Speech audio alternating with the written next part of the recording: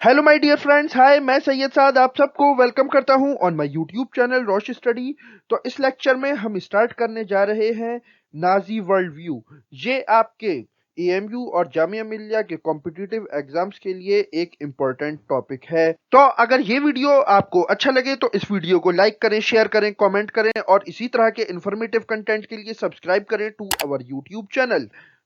हमेशा की तरह लेक्चर स्टार्ट करने से पहले आप लोगों के लिए एक क्वेश्चन, और आपका सवाल है कि फर्स्ट वर्ल्ड वॉर में जर्मनी की हार के बाद जर्मनी में जो गवर्नमेंट सेटअप हुई थी उसका नाम क्या था। इसके लिए आपके ऑप्शंस हैं A German republic, B Deutschland republic, C Reichstag republic या फिर D Weimar republic. Comment section आपका है, इसका राइट आंसर वहां पर लिखो। हमेशा की तरह इसका सही आंसर मैं आपको बताऊंगा इस लेक्चर के लास्ट में।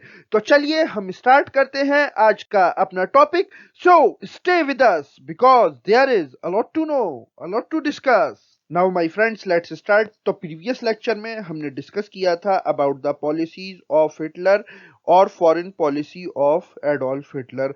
नाउ इस लेक्चर में हम स्टार्ट करने वाले हैं Nazi world view. So let's start. Adolf Hitler की जो आइडियोलॉजी थी, तो उसके अकॉर्डिंग एडोल्फ हिटलर ये मानता था कि लोग इक्वल नहीं है, वो इक्वालिटी में बिलीव नहीं करता था। जैसा कि हम आज भी देखते हैं कि बहुत सारी कंट्रीज में हम देखते हैं कि जो सोसाइटी है, जो सोशल सेटअप्स वहाँ पर हमें मिलते हैं, वो अकॉर्डिंग टू द कास्ट या अकॉर्डिंग टू द रिलीजन बटे हुए होते हैं, और वहाँ पर उसी कास्ट सिस्टम के बेस पर लोगों को प्रीफरेंस दिया जाता है। सिमिलरली जो हिटलर था, उसने भी हम ये कह सकते हैं कि जर्मनी में एक caste system type social setup establish करने की कोशिश की, जिसमें के एडोल्फ हिटलर ने blonde blue eyed Nordic German Aryans को, जो जर्मन सोसाइटी थी, उसकी हायरार्की में सबसे टॉप पर रखा और सबसे निचले पायदान पर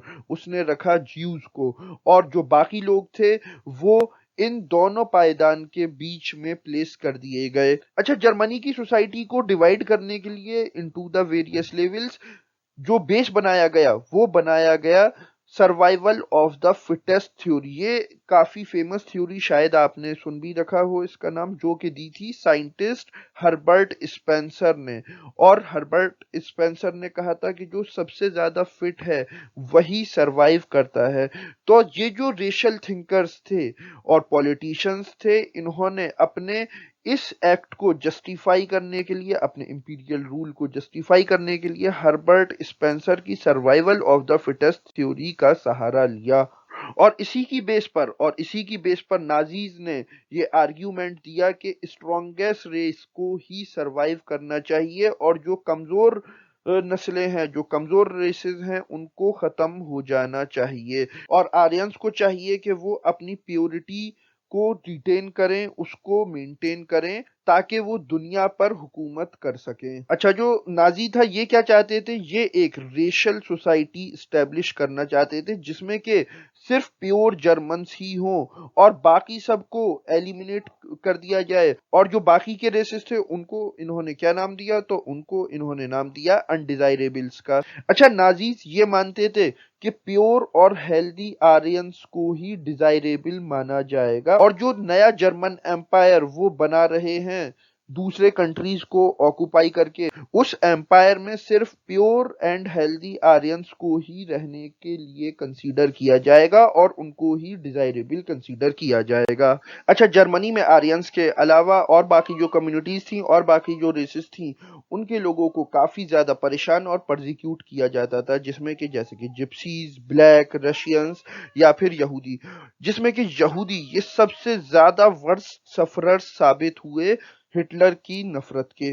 बिकॉज हिटलर ये मानता था कि जो फर्स्ट वर्ल्ड वॉर में जर्मनी की हार हुई है, उसके पीछे सिर्फ और सिर्फ एक रीजन है, वो है ज्यूज, वो है यहूदी। और इसके अलावा हम ये देखते हैं कि जो ये यहूदियों से नफरत थी, ये बेसिकली बेस करती थी on pseudo scientific theories of race. यानी कि हिटलर ने बहुत सारी झूठी थ्योरीज घड़ ली थी यहूदियों को लेकर के, इनका रेस सही नहीं है, इनका नस्ल सही नहीं है और इनको खत्म कर देना चाहिए। और इसी पैराई में इसी कॉन्टेक्स्ट में हम ये देखते हैं कि 1933 से 1938 तक नाजीज ने यहूदियों को काफी ज्यादा परसिक्यूट किया, उनको टेरराइज किया, उनको सेग्रीगेट कर दिया गया इन द जर्मन सोसाइटी। और फिर 1939 से 1945 तक जब वर्ल्ड वॉर चलती है तो पूरे जर्मनी के अंदर एक प्रोग्राम चलाया गया जहां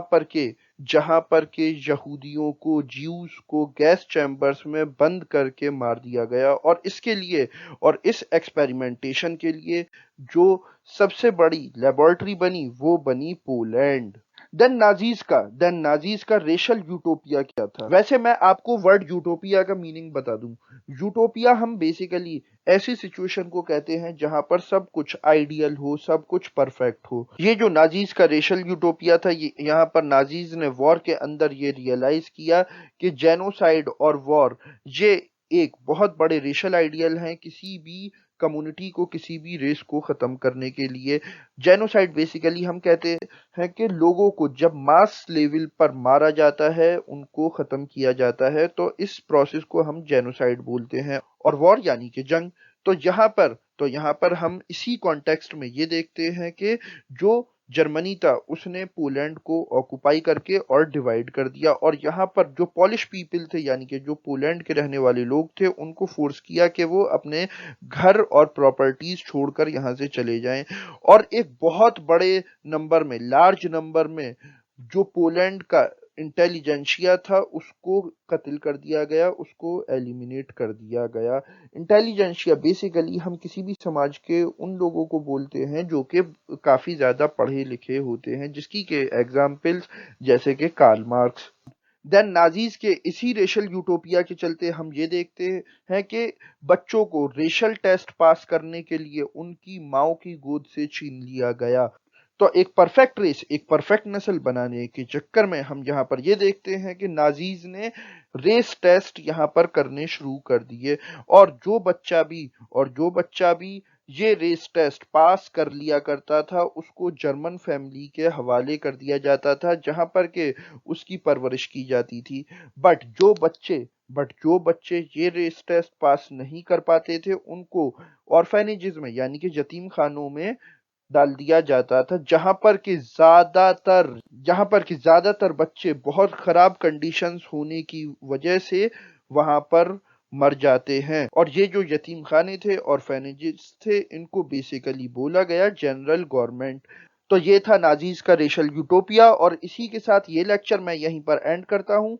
देन नेक्स्ट लेक्चर में हम डिस्कस करने वाले हैं about the Nazi Germany. Now अब हम मूव करते हैं अपने क्वेश्चन की तरफ। और आपका सवाल था कि फर्स्ट वर्ल्ड वॉर के बाद जर्मनी में जो गवर्नमेंट फॉर्म हुई थी उसका नाम क्या था? तो इसका राइट आंसर है डी वेमर रिपब्लिक।